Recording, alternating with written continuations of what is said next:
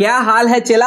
आज हम लोग क्लास 10 के मैथ का पहला चैप्टर वास्तविक संख्या यानी कि रियल नंबर के बेसिक में चला रियल नंबर के बेसिक में आज हम लोग पढ़ेंगे यूक्लिड का भाग लेमा, जिसको विभाजन परिमेयिका भी कहा जाता है और इसी को भाग एल्गोरिथम भी कहा जाता है। चला पिछली क्लास में हम लोगों ने विरोधाभास द्वारा प्रमाण यानी कि प्रूफ बाय कॉन्ट्राडिक्शन के बारे में बहुत ही बारीकी से हर एक बात को पढ़ाया हूं। चला आज के क्लास में हम लोग यूक्लिड का भाग लेमा, जिसको विभाजन परिमेयिका भी कहा जाता है और इसी को भाग एल्गोरिथम भी कहा जाता है, इसके बारे में बहुत ही बारीकी से बहुत ही बेसिक लेवल से हर एक चीज को बताऊंगा। चला तो वीडियो में बने रहे। चला यदि कोई दो धनात्मक पूर्णांक होगा, धनात्मक पूर्णांक मान लो कि कोई दो धनात्मक पूर्णांक a और b होगा, तो अगर हम b से a में भागा देंगे तो हमें q यानी भागफल q प्राप्त होगा और r यानी कि रिमाइंडर r प्राप्त होगा, शेषफल r प्राप्त होगा, जहां r जो होगा 0 हो सकता है या 0 से बड़ा भी हो सकता है, लेकिन हमेशा b से भाजक से छोटा बचेगा।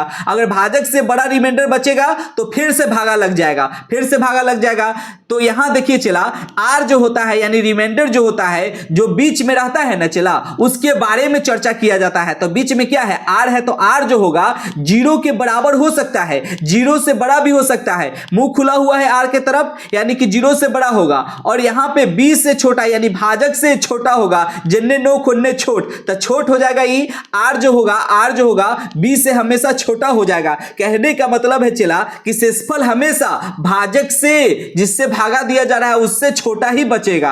किसी को कोई डाउट है क्या यहां तक समझने में? डाउट नहीं है तो आगे ध्यान देंगे। चला कहता है भाग के केस में कि भाज्य जो होता है ना, भाज्य जिसमें भाग देते हैं उसको भाज्य कहते हैं यानी कि डिवाइडेंड कहते हैं। चला तो ई जो होता है ना, ई बड़ा होता है, इसके बराबर होने के लिए भाजक गुने भागफल को आपस में गुना होना पड़ेगा और शेष को जोड़ना पड़ेगा, तब जाके इसके बराबर होगा। तो वही फार्मूला बन जाता है कि भाज्य बराबर अकेला इसके बराबर भाजक गुने भागफल प्लस शेष, तो भाज्य बराबर भाजक गुने भागफल प्लस में शेष। किसी को कोई डाउट है कि यहां तक समझने में? डाउट नहीं है चला तो आगे देखा करेंगे।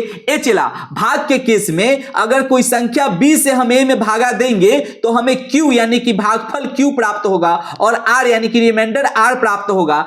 और यहां पे आप देख सकते हैं चला अगर हम 2 से 9 में भागा देंगे तो जय मर्तबा में भागा लगेगा, उसको कहेंगे भागफल यानी क्वाड्रिएंट, जो बच जाएगा जिसमें भाजक से भागा न लग सके उसको कहेंगे शेषफल यानी कि रिमाइंडर। और रिमाइंडर जब भी बचेगा चला तो हमेशा भाजक से कम बचेगा, यहां ध्यान देंगे। चला अब इसके बराबर होने के लिए, भाज्य के बराबर होने के लिए भाजक गुने भागफल को आपस में गुना होना पड़ेगा और शेष को जोड़ना पड़ेगा। तो 2 चौके 8, 8 है 1 9, तो 9 भाज्य के बराबर नहीं हो गया, इसके बराबर हो गया। अब हम कह सकते हैं कि a का वैल्यू क्या है, a का वैल्यू 9 है और b का वैल्यू मतलब भाग जिससे दे रहे हैं उसको भाजक कहते हैं यानी b कहते हैं, तो b का वैल्यू 2 हो जाएगा और q यानी कि क्वाड्रिएंट भागफल कितना है तो 4 है, r यानी कि रिमाइंडर शेषफल कितना है तो 1 हो जाएगा। तो यहां पे वही बात लिखा हुआ है चला कि a बराबर क्या हो जाएगा 9 हो जाएगा और b बराबर क्या हो जाएगा तो 2 हो जाएगा और q बराबर क्या हो जाएगा तो r हो जाएगा, q बराबर 4 हो जाएगा और r बराबर क्या हो जाएगा चला तो 1 हो जाएगा। किसी को कोई डाउट है कि यहां तक समझने में? डाउट नहीं है चला तो आप हमें बताइए कि इस केस में मतलब ये सेट किस पे है, तो भाज्य बराबर भाजक गुने भागफल प्लस में शेष पर सेट है यानी कि यूक्लिड के भाग लेमा पर सेट है ये। तो यहां पे आप ये बताइए कि a बराबर क्या हो जाएगा, तो a बराबर 36 हो जाएगा और b बराबर क्या हो जाएगा तो 5 हो जाएगा और q बराबर 7 हो जाएगा और r बराबर 1 हो जाएगा। अब इस केस में चला बताइए कि यहां पे a बराबर क्या हो जाएगा तो 4 हो जाएगा और b बराबर 19 हो जाएगा, यानी कि भाजक जो होगा भाज्य से बड़ा है, तो भाग लगवे नहीं करेगा, मतलब 0 बारे में भाग लगेगा तो e हो जाएगा 0 और शेषफल क्या हो जाएगा, शेषफल हो जाएगा 4 यानी q हो जाएगा 0 और रिमाइंडर हो जाएगा क्या 4। भाग लगवे नहीं करेगा जब किसी संख्या में, यानी कि भागफल 0 कहलाएगा तो 0 से जैसे गुना होगा ये हो जाएगा 0 और शेषफल 4 रहा होगा तब इसके बराबर हो गया।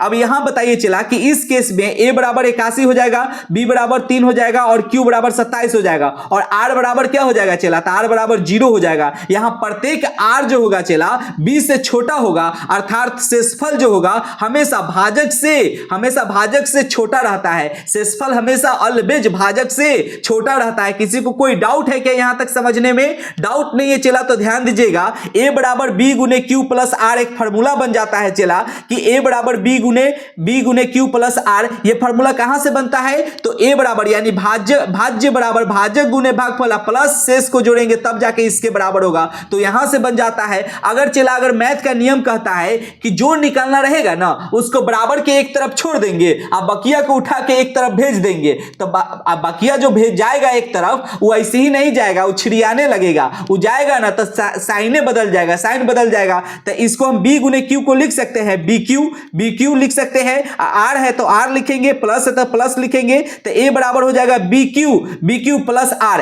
ए चला किसी भी संख्या के आगे कुछों का चिन्ह नहीं तो प्लस का चिन्ह छिपा रहता है। अगर हमको r निकालना रहेगा तो हम ये bq को उठा के उधर भेजेंगे तो ये टेढ़ियाएगा, ये छिड़ियाएगा, जाएबे नहीं करेगा, आ जाएगा तो साइन बदल जाएगा। तो इसको भेजेंगे तो इधर जाएगा, तो इधर प्लस में है तो उधर माइनस में हो जाएगा, तो a में से घट जाएगा bq, इधर क्या बच जाएगा? तो इधर खाली r बच जाएगा। यानी रिमाइंडर निकालना रहेगा तो हम a माइनस bq लिखेंगे, a माइनस bq बराबर r। अगर हमें bq निकालना रहेगा तो हम r को उधर भेज देंगे, तो r यहाँ प्लस में है तो उधर जाएगा तो माइनस में चला जाएगा। किसी को कोई डाउट है क्या समझने में? डाउट नहीं है चला तो ध्यान दीजिएगा, यूक्लिड का भाग लेमा को ही यूक्लिड का भाग एल्गोरिदम भी कहा जाता है। ए चला यूक्लिड का भाग लेमा जो होता है वही यूक्लिड का भाग एल्गोरिदम भी कहलाता है। यूक्लिड का भाग एल्गोरिदम में क्या होता है? a बराबर b गुने q प्लस r होता है, जहां r जो होता है 0 के बराबर हो सकता है, 0 से बड़ा हो सकता है, लेकिन हमेशा भाजक से यानी b से छोटा रहेगा।